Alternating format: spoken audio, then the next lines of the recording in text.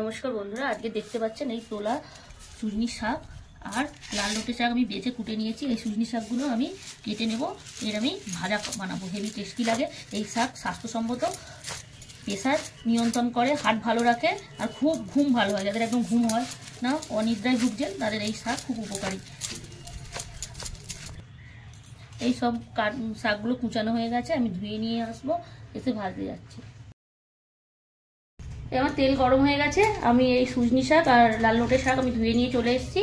এখানে ফোড়নের জন্য আমি রসুন, পেঁয়াজ, কাঁচা লঙ্কা আর এখানে যে যে উপকরণ আমি 5 ফোড়ন নিয়েছি আর একটুখানি মৌরি সেন্টটা ভালো লাগে, কালো জিরে একটু বেশি করে দিয়েছি আর এতে রাঁধুনি মশলা আছে আর হলুদ সর্ষে আছে আর কসুরি মেথি। আমি এগুলো ফোড়নের উপর দেবো।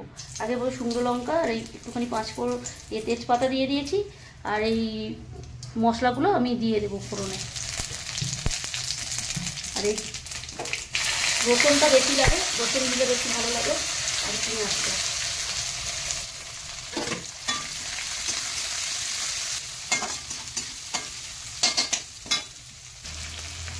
আমি একটুখানি হিং দেবো, এভারেস্টের হিং দিলে শাকে ভাজার তেলটা খুব ভালো লাগে। ফোড়নের উপরে শাক ভাজার টেস্ট। আর এখানে যে যে উপকরণ আছে, নুন আছে আর আমার চাট মশলা আছে আর একটু হলুদ আছে।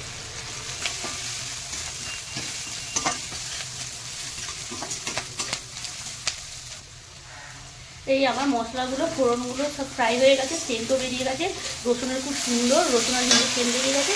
আমি ওই শাকগুলো, সুজনি শাক আর লাল লোটে শাকটা দিয়ে দেবো, দিয়ে একটু নেড়ে আর আমি ঢাকা দিয়ে দেবো যাতে সেন্টটা না বেরিয়ে যায়।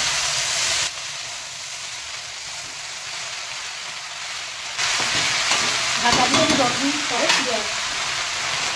এই শাকের জলটা মরে যাক।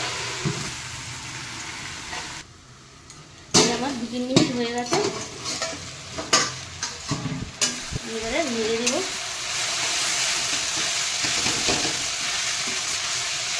লো ফ্লেমে শাকটা 10 মিনিট ধরে ভাজতে হবে। এইগুলো গোটা মিক্স করে একবার ফের লো ফ্লেমে 10 মিনিট ঢাকা দিয়ে দেবো।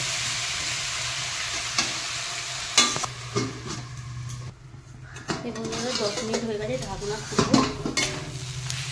আমার শাক ভাজাটা পুরো রেডি হয়ে গেছে। এবারে উপর থেকে যে যে মশলাগুলো দেবো, এটা আমার সিক্রেট মশলা, সব রকম দেওয়া আছে। একটু ধনে আর একটু পোস্ত, একটু চিনি আর একটু জিরে, এগুলো দিয়ে দেবো।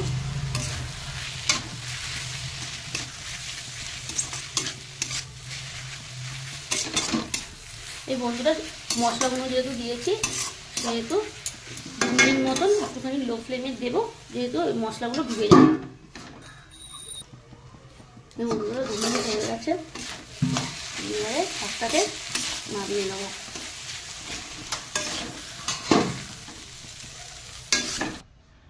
এই বন্ধুরা টেস্টি টেস্টি সুজনি শাক রসুন দিয়ে আর পোস্ত দিয়ে ভাজা, হেভি টেস্টি।